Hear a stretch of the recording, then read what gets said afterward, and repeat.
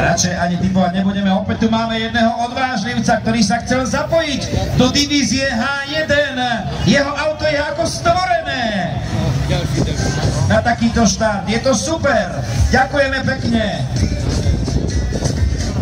Ako by sme to povedali, že pál už odtiaľ hore domov.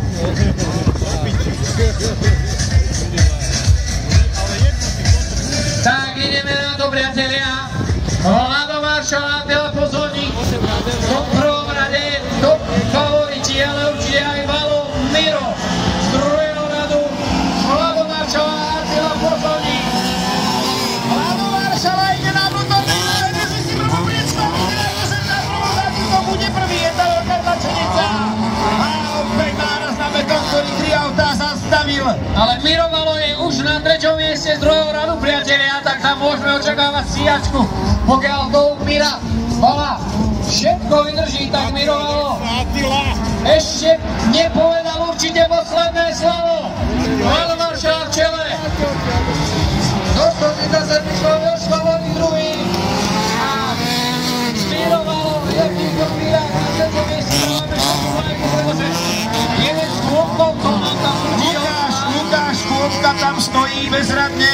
Miro Valo je už na druhom mieste. Teraz prechádza cieľom, ale zatiaľ naďalej Vlado Maršala a Miro Valo ide na druhú priečku. Miro Valo ide na druhú priečku, ale bol tam trošku vysoký. Avoga, to je hybridový jazdec. A telefozónik je už na 3. mieste, opäť dvojka. Martin Topár, zatiaľ krásne. 4. miesto pre Martina. Určite veľká spokojnosť pre Martina, ktorý je na 4. mieste. Čele Vlado Maršala. A Vlado Maršala. Tak, týmto pádom Miro Valo je odstavený z boja vo vstupne víťazov definitívne. Pozor na... Jeden stupnovcov má defekt na pravej prednej, ale aj Attila Požoň má defekt. Attila Požoň končí, práve predné koleso nevydržalo záťaž finálovej jazdy. Vlado Maršala ide momentálne na prvej priečke. Vlado Maršala veľmi s veľkým prehľadom v čele tejto finálovej jazdy. Žlté vlajke máme už od cieľovej. A je tu šachovnica, Vlado Maršala sa stáva víťazom divízie H1. Ale veľmi mieste.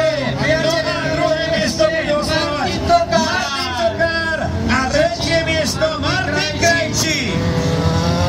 Martin Krajčí teda na druhej, 3. priečke. Martin Tokár druhý a Vlado Maršala. Tu je Miro Valo s dosť obúchaným Fiatom Bravo.